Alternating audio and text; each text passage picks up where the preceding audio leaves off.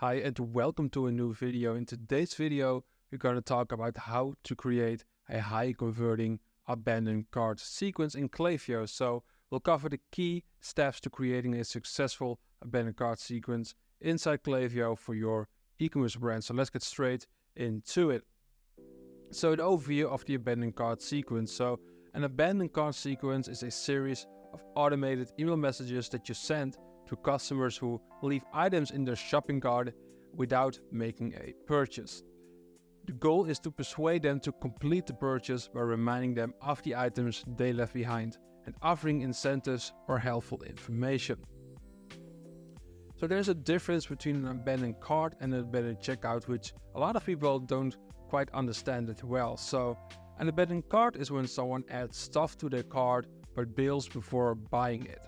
It shows they were kind of interested, but it didn't follow through. On the other hand, an abandoned checkout is when someone gets all the way to the payment part, but then decides not to go through with it. So that means that they were really close to buying, but changed their mind. And this creates some confusion inside Klaviyo, because if you go to your Klaviyo account and you want to create an abandoned cart sequence, you have their standard templates for the flows, like their abandoned cart reminder. But what you'll see is that the trigger for the abandoned cart reminder is checkout started. So actually, their abandoned cart reminder is an abandoned checkout reminder, which is kind of confusing. But you have to always look at the trigger that they're using. In this case, it's checkout started. So in that case, it's an abandoned checkout. For the abandoned cart reminder, the trigger should be add to cart, which you have to manually install a snippet for, which I will come up with a video coming up soon where I'll explain how to install this snippet in your Shopify store so you can use the add to cart trigger inside Klaviyo. Then let's start talking about how to create a high converting abandoned cart flow. So typically the flow that I like to use, the sequence I like to use, contains 4 emails with some bonuses after that, which I will talk about in a minute, where the first email will be sent around 30 minutes to 4 hours after people abandoning their cart. So the way to decide which timing to use is by simply A/B testing and logical thinking. Think about the products that you're offering on your store. Are these items with a low AOV where people make a fast decision on if they want to buy or not? Then also you can use something like 30 minutes. But let's say you have an AOV of like $800, then it makes more sense to use something like 4 hours. And the way I like to do it is to A/B test this with like extreme values at first. So let's say you A/B test 30 minutes versus 4 hours, and then you can close the gap and see what is the best timing for your specific brand or your specific product. Very quickly, so if you're an e-commerce brand and you take customer retention seriously and you want to increase your revenue that you're getting from your current customer base, go to magicianly.com and book in a free call with me right now. So what we do is we're a performance-based email marketing agency where we help you with email marketing, but also SMS, push notifications, conversion rate optimization, loyalty and referral systems, upsell and cross-sell systems, etc. Basically everything to increase your customer retention and get way more profitable revenue out of your current customer base. So again, take a look at magicianly.com, book in a free call, and let's continue with the video.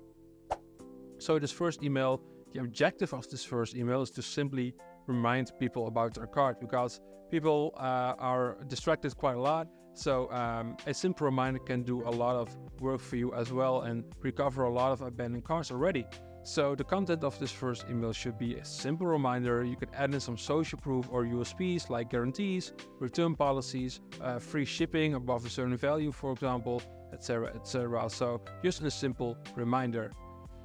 Then one day later, you can start sending your second email. So in this email, we're going to convince the people to purchase by convincing them with your USPs. So talk a bit more about your USPs.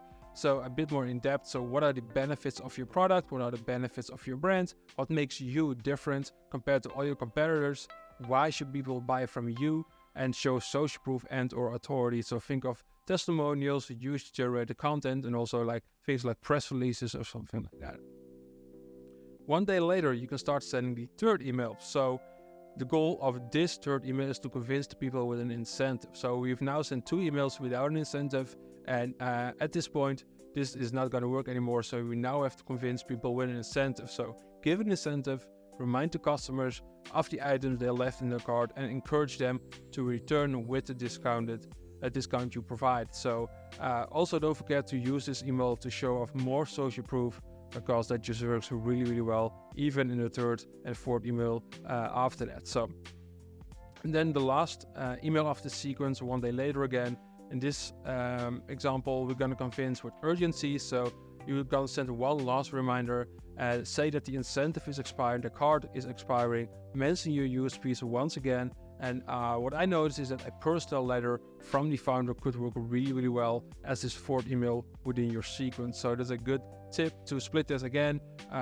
Test a well-designed email versus a plain text email from the founder and see what works best for your brand. I've noticed that a personal letter works really, really well, but honestly, this depends on specific brand and niche that you're in. Then a bonus, what to do every now and then as well, like 2 days later and beyond that, you can start sending the people of your abandoned cart sequence some evergreen campaigns. So if you have like evergreen campaigns that has converted really, really well in the past, you can start adding this to your abandoned cart sequence as well. So send evergreen campaigns that have performed really well in the past, and this can generate some extra revenue for the people that are in your abandoned cart sequence as well. Remember to keep your follow-up emails short, sweet, and to the point. Use subject lines that create urgency to encourage people to complete their purchase. So analyzing and optimizing the sequence. So first of all, track your results. So use metrics like the open rates, click-through rates, and conversion rates to monitor the success of your abandoned cart sequence over time. 2, test and adjust. So make small changes to your emails and test different variations to see what works best for your customers. And then 3, identify common objections. So use customer feedback and analysis to understand why customers are abandoning their carts in the first place and make changes to your sequence accordingly. Use the common objections that people might have in your emails to rebate that, and you'll see that the results of your abandoned cart sequence will be a lot better. So best practices for maximizing conversions. First of all, offer incentives. So consider offering incentives like free shipping, discounts, or exclusive deals to encourage customers to complete their purchase.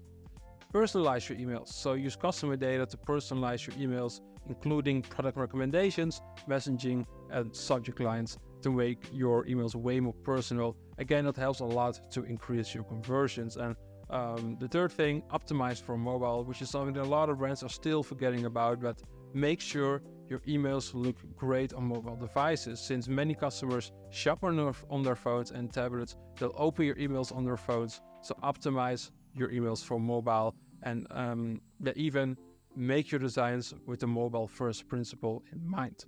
So that's it for this video. So this is how to create a high converting abandoned cart float inside Klaviyo. I hope you enjoyed this video. I hope this video was useful. Don't forget to like and subscribe to this channel, and leave a comment down below if you have any questions about abandoned cart sequence. And I'd love to speak to you in the next video.